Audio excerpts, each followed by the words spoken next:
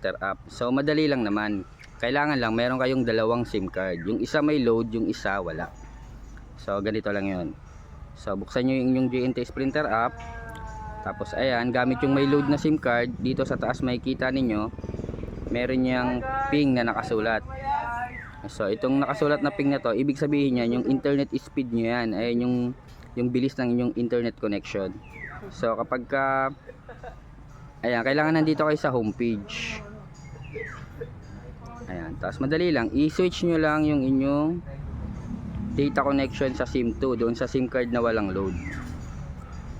Ayan, pag nailipat nyo na, pindutin nyo lang itong delivery task.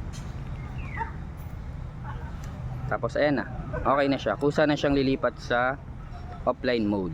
So ganun lang kadali mga insan. So sana nakatulong sa mga kapwa ko JNT riders. Ingat.